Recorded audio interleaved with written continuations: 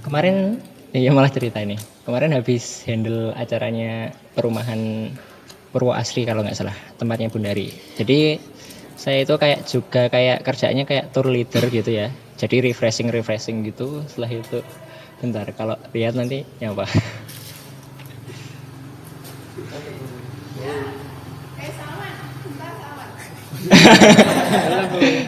Live streaming. Enggak. Oke, siap.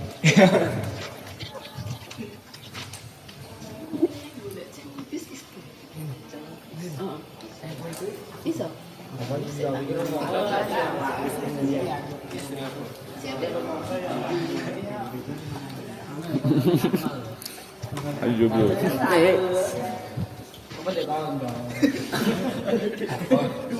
Malah beneran. Niatnya cuma nyapa. Ya nggak apa-apa. Ya kita lanjutkan materi. Jadi sebenarnya kan ini kan tadi saya tanya pada suka ngegame gitu ya. Nah di sini saya pengen sedikit penekanan gitu. Saya nggak nekan banget sih soalnya. Saya nggak pengen nekan banget. Intinya ringan aja gitu. Biar teman-teman mudah menerimanya. Misalnya di sini yang ngegame kuantitas ngegamenya itu sampai berapa lama? Cuma kira-kira. Tapi jawab jujur aja. Kira-kira 2 jam 3 jam gitu ya, berarti masih normal gitu, istilahnya enggak 2 jam tapi rutin mas. Tiap habis sholat ya sama aja bohong. Tak kira 1 hari habis 2 jam, ternyata maksudnya itu beneran, maksudnya ya kalau pas luang, oh mungkin ada yang gitu, 2 jam tapi rutin setiap habis sholat atau setiap pas waktu luang, ya sama aja berarti habis banyak. Nah begitu ya, jadi di masa saat ini ya nggak hanya game aja gitu ya, karena ada sebuah teori bahwasanya menghancurkan peradaban Islam itu melalui 3 hal. Kok aku 4 ya? 3 hal. Yang pertama itu dijauhkannya dari sumber agama, itu apa? Al-Quran dan Sunnah. Yang kedua dirusaknya tarbiyah di dalam rumah. Siapa itu? Ya orang tua boleh sih, tapi lebih tepatnya ke ibu. Jadi dirusaknya kaum hawa, kaum ibu gitu ya.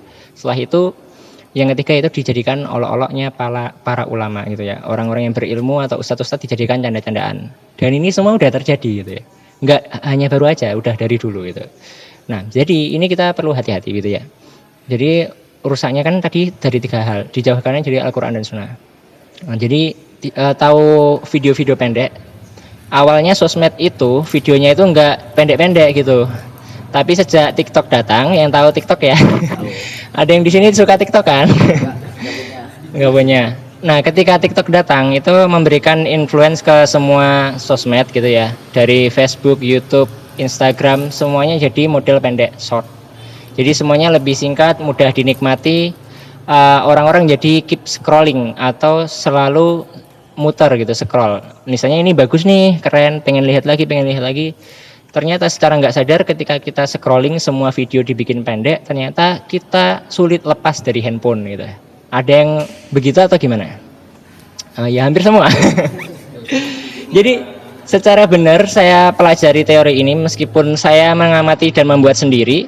Jadi itu namanya gadget addiction gitu ya. Gadget itu ya kayak Android, kayak laptop, kayak ya perangkat-perangkat seperti itu. Addiction itu kecanduan. Kalian pasti pernah dengar lah namanya I'm addicted to gitu ya. Itu kan I'm addicted, saya kecanduan to juga, saya kecanduan juga gitu. Artinya itu jangan kalian kira-kira itu cuma candaan. Tapi kalau ada yang lebih lucu lagi mungkin, oh ya ndak tahu. Ya tahu I'm addicted to itu kan saya kecanduan juga gitu. Nah sama, jadi ternyata itu udah menjadi candu buat entah itu nggak pandang usia loh, anak-anak kecil, entah remaja-remaja, entah orang-orang dewasa begitu, itu semuanya kena yang namanya gadget addiction, karena videonya tadi disingkat-singkat pendek, akhirnya scrolling. Ketika scrolling banyak orang yang lupa pekerjaannya, ketika scrolling banyak orang yang lupa sama anak-anaknya, sampai anaknya waktunya masih kecil nggak diawasi, akhirnya masuk ke kolam renang sampai meninggoy gitu ya. Saya meninggal nggak tahu, beneran itu kasus terjadi nyata. Dan nggak hanya itu, banyak banyak ibu-ibu masakannya gosong karena scrolling gitu. Banyak gitu. Di sini istilahnya itu sangat bahaya. Jadi teman-teman ngegame itu juga sama. Semua dalam Islam itu nggak apa-apa.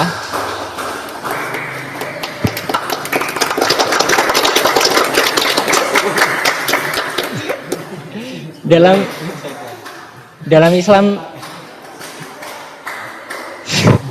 sengaja.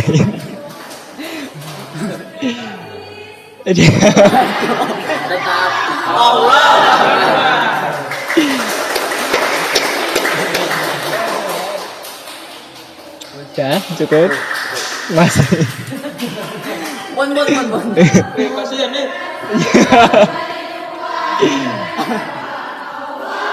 Nanti kita gitu nggak usah ya. Udah diwakilin tau. Ya jadi istilahnya tadi kembali gadget addiction. Nah selain itu bahaya. Dan ini tadi kan 90% ngegame gitu ya, hobinya ngegame. Dan saya nggak menyalahkan itu. Dalam Islam itu semuanya boleh. Apalagi hiburan itu perlu gitu. Misalnya kalian habis kerja seharian. Kayak saya nih ya, kerjanya kan editor. Jadi banyak sekali di depan layar terus editing, banyak juga revisi. Misalnya kita udah ngedit lama, udah harmonisasi, udah elok banget gitu. Ternyata klien minta revisi, Mas kurang ini.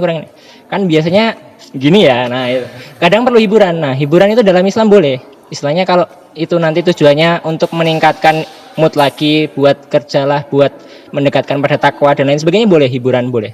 Tapi hiburan itu posisinya di bawah gitu ya. Maksudnya di atasnya lagi itu ada kewajiban-kewajiban yang lain. Nah misalnya di sini ngegame ada yang tahu top up. Ada yang top up malah. Ada sering. Oh ternyata ada gitu ya. Jadi di sini ini juga parah juga nih top up ya. Ya saya nggak akan melarang secara langsung. Saya cuma ngasih pengertian aja. Nanti diterima atau enggaknya itu monggo gitu ya. Jadi ngegame itu kalau berlebihan itu sudah rugi. Apalagi top up. Top up ini kita bayar ya, keluar uang buat game. Nah begitu.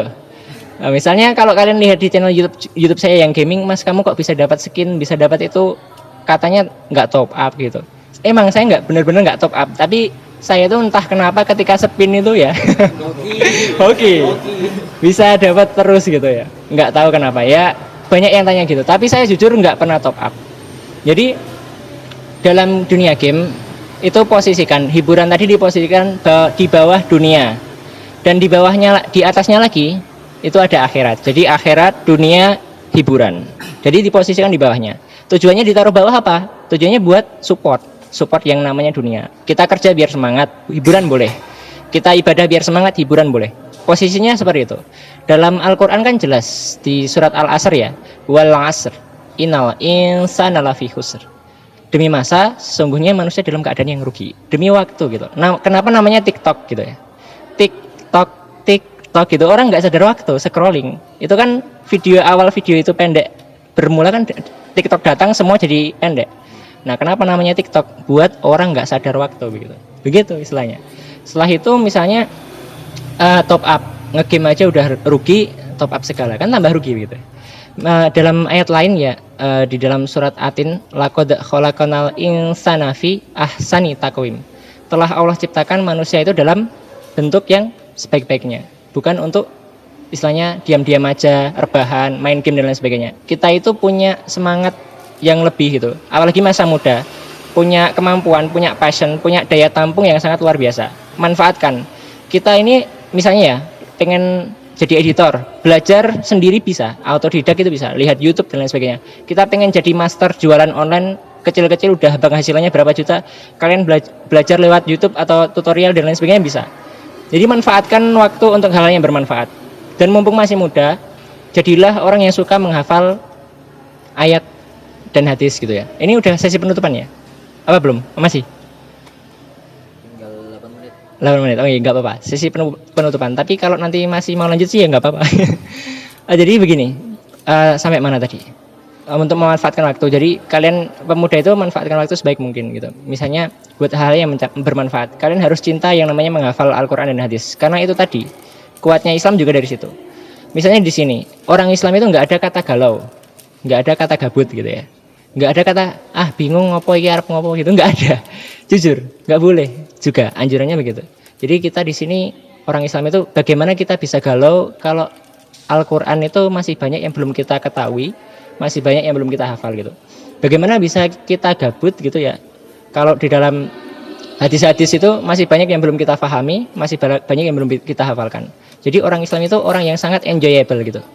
Bahkan Rasulullah pernah bersabda, artinya saja biar cepat, menakjubkan sekali urusan orang mukmin itu, segala hal menjadi kebaikan baginya. Dan itu hanya didapati oleh orang-orang mukmin saja. Orang nggak mukmin, nggak, orang Islam nggak bisa kayak gitu. Yang menakjubkan apanya? Ketika diuji dia bertambah iman dengan sabar, ketika dia diberi nikmat dia bertambah iman dengan syukur kayak gitu. Nah ini menakjubkan. Jadi orang Islam itu kok enak gitu ya. Orang misalnya ngantri panjang, yang lain marah-marah, kita bisa enggak karena kita menghafal hadis lah, mengulang murojaah ayat dan lain sebagainya. Nah jadi saya pesan saya, jadilah pemuda yang kayak gitu. Waktu-waktunya habis di lingkup-lingkup hal seperti itu. Insya Allah nanti akan sangat bermanfaat buat masa depan teman-teman semua. Sebagai ayat penutup, mungkin masa kayak gitu bisa bikin hidup kita enak, bisa bikin hidup kita berhasil begitu ya. Nah dalam sebuah ayat saya sampaikan sebagai penutup, surat Muhammad ayat 7 yang sering disampaikan di Rohis juga ya. Ya ayyuhalladzina amanu in tansurullaha yansurkum wa yusabbit aqdamakum. Barang siapa, ya ayyuhalladzina amanu, wahai orang-orang beriman, barang siapa menolong agama Allah, maka Allah akan menolongnya dan meneguhkan kedudukannya begitu. Nah di sini, nah misalnya kegiatan-kegiatan rohis gitu, kayak gitu, apa sih manfaatnya? Misalnya ada yang mikir gitu ya, jangan ditanya apa sih manfaatnya, apa untungnya buat kita. Insya Allah kalau kita tulus ikhlas gitu ya, Allah lah yang akan membuat semuanya itu jadi bermanfaat dan menguntungkan gitu. Saya rasa itu dulu. Dari ayat tadi kan dijelaskan bahasanya barang siapa menolong agama Allah, maka Allah akan menolongnya dan meneguhkan kedudukannya. Ya kita kegiatan ini, kalau pengen ditolong Allah ya kalian tolonglah kegiatan-kegiatan yang berkaitan dengan keagamaan dan lain sebagainya gitu. Dan saya rasa itu dulu, saya rasa cukup sekedar motivasi saja, jujur saja dari banyak skill yang saya dapat dari Rohis ini. Dan saya termasuk orang yang nggak pernah nyari kerja gitu ya. Ya tadi nyari ya. Setelah itu saya punya prinsip nggak pernah nyari kerja karena itu saya nggak nyari. Pas nyari malah ditawarin buktinya. Berarti masih nggak nyari. Berarti beneran belum pernah nih ya. Saya pikir-pikir berarti belum pernah. Jadi bener sampai sekarang itu saya dikejar-kejar pekerjaan gitu ya. Saya nggak buka apa, ada jasa apa, tahu-tahu ada yang ngubungin nomor, ada yang itu. Semuanya itu terbukti begitu ya. Skillnya dapatnya dari mana? Saya ngedit video pertama yang ngajarin namanya Bang Beno. Orangnya dari Rohis juga saya kenalnya. Belajarnya juga di sini sama Mas Iqbal, tahu nggak Mas Iqbal? Kayak gitu. Belajar soal IT, komputer dan lain sebagainya dari situ. Awalnya saya nol. Dan sekarang alhamdulillah itu yang paling menjadikan saya kayak istilahnya apa ya? Menjadi penghidupan begitu ya. Dan itu benar nyata. Nah sekarang kalian itu kan divisinya masing-masing. Ya semangatlah di divisi kalian. Pasti ada hikmah di balik semuanya. Saya rasa itu dulu. Bila ada salah kata maupun tingkah laku yang kurang berkenan, saya mohon maaf seterusnya. Untuk saya akhiri dulu. Nanti kalau ada apa-apa boleh dilanjutkan setelah saya tutup ya. Sekian. Wassalamualaikum warahmatullahi wabarakatuh. Syukron kepada Mas Salman yang sudah mengisi kajian pada hari ini ya. Masya Allah, isiannya semoga bermanfaat. Mengejar acara yang keempat yaitu lain-lain. Mungkin ada yang mau menambahkan atau menanyakan lagi. Tidak ada. Oh iya, pertanyaannya malah belum dijawab ya? Belum. Apa dijawab dulu? Boleh. Apa? Enggak usah. Tahu lah. Kamu merasa tersinggung. Saya masih ingat pertanyaan. Dilanjut apa enggak? Lanjut. Nanti enggak usah dibuka, enggak ditutup ya. Iya. Jawab aja ya. Ini sesi lain-lain. Oh, sesi lain-lain. Boleh. Jadi bagaimana cara kita mengatasi laki-laki yang dekat sama perempuan? Jadi jawabannya gini. Jadi kalau laki-laki sebenarnya itu wajar suka sama perempuan itu wajar, hal yang patut disyukuri. Jadi misalnya alhamdulillah teman kalian ada yang begitu itu alhamdulillah. Bener sih. Bener normal ya. Awalnya disyukuri dulu. Berarti di awal yang pertama disyukuri dulu. Nah setelah disyukuri dulu, tahu nggak kalau sampai suka laki-laki suka sama laki-laki, saya kan sempat tadi di awal bilang lagunya My Angel. Tahu nggak big story-nya kalau penyanyinya itu namanya Troye Sivan adalah seorang LGBT gitu. Tahu. Makanya lagu itu viral, saya juga sempat siar di sosmed untuk jangan ikut-ikut lagu itu. Ada yang tanya, ikut-ikut kayak gitu boleh nggak mas? Ya dalam Islam itu nggak ada paksaan, boleh-boleh aja. Tapi ingat, barang siapa mengikuti suatu kaum maka dia masuk di dalamnya. Nah kan bahaya. Ya. Gitu. Nah sebelum kembali pertanyaan tadi, misalnya ada orang yang cowok yang dekat, yang pertama disyukuri, yang kedua kalau bisa dinasihati. Jadi kewajiban seorang muslim itu ada nasihati, itu wajib. Namanya wajib itu kan kayak sholat, kalau nggak kerjakan berarti dosa. Nah, dari dalam hadisnya saya sampaikan sedikit saja, kan ada 6. Dalam sebuah hadis an Abi Hurairah anna Rasulullah sallallahu alaihi wasallam qala hakul muslim alal muslim situn. Hakul muslim, hak antara muslim itu situn. Situn itu angka 6, ada 6 situn. Yang pertama idza laqitahu fasalamu alaihi. Yang pertama yaitu mengucapkan salam. Nah, salam itu kan wajib. Menjawab salam maksudnya, bukan wajib. Setelah itu ada tadi yang soal nasihat. Wa idza tansohaka fansohlah. Apa ngefis? Enggak. Oh enggak, berarti masih lanjut. Jadi kalau ada yang minta nasihat, nasihatilah. Dan itu wajibnya itu enggak hanya orang yang minta aja. Berarti meskipun dia enggak minta, aslinya itu dia perlu kita nasihati. Yang teman yang kamu maksud mendekati orang itu muslim kan? Berarti saudara. Karena Islam itu kan saudara seiman itu saudara. Makanya kalian itu satu tubuh, satu bangunan kalbunnya ini asudu, tak tubuh kan. Jadi saling menguatkan. Kalau bisa nasihat, karena nasihat tadi kuat. Kalau dinasihati nggak mempan mas, gitu, gimana? Cekat keretan. Kalau gimana ya? Kalau saya nyampaikan ngerinya gitu, udah disampaikan oleh Pak Guru sih. Saya kemarin pas di kelas udah begitu hebatnya.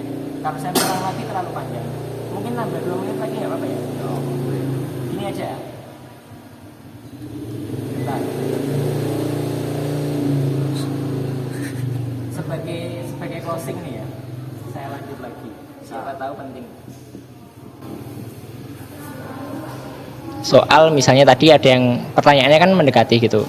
Jadi jawabannya yang pertama tadi disyukuri berarti dia normal. Yang kedua setelah itu kita nasihati, karena nasihati wajib. Ada hak antara muslim dengan muslim lainnya, hakul muslim alal muslim situn tadi. Nah yang ketiga misalnya pacaran gitu, itu nanti akibatnya gimana gitu. Kalau misalnya deketin sampai pacaran dan lain sebagainya, kan perintahnya kan wala taqrabu zina itu, deketin aja nggak boleh. Misalnya kita lihat orang-orang kafir, mas enak ya jadi orang-orang kafir itu nggak ada larangan bergaul bebas. Dia bahkan nikah istilahnya suka sama perempuan, setelah itu anunya ini nggak usah saya jelaskan, itu bergonta-ganti orang lain gitu ya, bebas kayak hewan gitu, sudah tidak ada bedanya. Mas misalnya ada yang berpikir enak ya jadi orang kafir kayak gitu misalnya. Nah dijelaskan dalam surat Al-Imran ya, ayat 196 ayat 197 yang berbunyi la yagurannaka taqallubul ladina kafaru fil bilad mataun qalil summa ma'wahum jahannam wa bi'sal mihad. Yang pertama, la yagurannaka, jangan sekali-kali kalian terpedaya. La yagurannaka taqallubul ladina kafaru fil bilad. Jadi jangan kita terpedaya terhadap kebebasan orang kafir yang bergerak di suatu negeri. Ya kita negeri Indonesia nih misalnya. Di ayat selanjutnya, mataun qalil summa ma'wahum jahannam wa bi'sal mihad. Mataun qalil itu hanyalah kesenangan yang sementara. Summa ma'wahum jahannam wa bi'sal mihad. Itu kesenangan yang sementara, setelah itu summa ma'wahum jahannam wa bi'sal mihad itu artinya tempat kembali mereka. Sungguh tempat kembali mereka itu ialah neraka jahanam, yaitu seburuk-buruk tempat tinggal. Nah, suruh bayangin aja begitu ya. Ketika kita mendekati zina, mendekati maksiat dan lain sebagainya, bayangin aja neraka gitu ya. Teman-teman kan habis puasa nih. Nah, puasa kemarin kan nggak boleh minum, nggak boleh makan. Nah, di neraka itu sebenarnya nggak terlalu boleh sih ya, mau nakut-nakutin gitu nggak boleh. Saya nggak nakut-nakutin, cuma menyampaikan. Di neraka itu sama, kita nggak boleh minum, nggak boleh makan, dan minumnya tahu nggak apa? Ada nanah gitu, cuma ada kayak gitu. Setelah itu ada besi yang mendidih. Besi yang mendidih tahu penempa besi, orang buat pedang, tahu kapak tornya yang baru itu. Itu kan dari besi yang mendidih gitu. Nah, itu kayak gitu misalnya. Itu diminumkan. Di neraka cuma ada kayak gitu. Dan nggak ada makan, nggak ada minum. Dan makannya pun ada namanya pohon zakum. Tahu kaktus gitu ya? Itu lebih buruk dari kaktus. Kaktus itu kalau kena nggak terlalu iritasi. Pohon zakum itu kena dikit aja. Nggak hanya gatel, nggak hanya panas. Kalian kayak makan pakoi. Yang satu one chips challenge itu ya, yang pedas kayak gitu. Nah itu tapi di kulit. Ya, mirip kayak gitu. Itu namanya pohon zakum. Nah, kalau pengen nyari di negara-negara Timur Tengah banyak. Nah, kayak gitu. Jadi di Allah itu memberikan perumpamaan jelas sekali. Kalau kita mendekati maksiat, ingat aja itu gitu. Insya Allah kita akan mikir nggak hanya 2 kali lah, mikir berkali-kali. Nah, saya rasa itu dulu sih jawaban soal bagaimana kalau kita mengatasi teman kita deket-deket dengan maksiat, kayak gitu. Jadi jangan terus ya Allah bayangannya ngeri banget gitu. Ya emang ngeri karena itu kita peduli gitu. Kan di sini kan nggak mungkin ya kita ridho nggak sih teman kalian sementoring ini sehalakoh ini ada yang masuk neraka gitu satu aja gitu. Enggak kan? Enggak. Ya jadi nggak ridho gitu ya. Saya juga nggak ridho. Meskipun saya baru ketemu kalian, saya pun nggak ridho gitu. Kalau ada di antara kalian satu aja gitu yang masuk neraka gitu, cuma-cuma masuknya itu nggak ridho. Karena itu jaga gitu. Jaganya dengan apa? Dengan tadi semua yang disampaikan 1, 2, 3 tadi. Saya rasa itu dulu, semoga bermanfaat. Mungkin di lain waktu kalau ketemu lagi boleh tanya-tanya apapun bebas begitu ya. Karena itu ya tugas gitu. Maksudnya kewajiban. Kan saya di sini kewajibannya begitu. Jadi kalian tanya apapun bebas. Ya saya kembalikan ya. Mungkin cukup untuk nenek. Mengincar acara yang terakhir yaitu penutup. Mari kita akhiri kajian pada siang hari ini dengan membaca alhamdulillah bersama-sama. Alhamdulillahirobbilalamin. Sekian dari saya. Apabila ada salah kata atau kesalahan, wabillahi taufiq wal hidayah. Wassalamualaikum warahmatullahi wabarakatuh.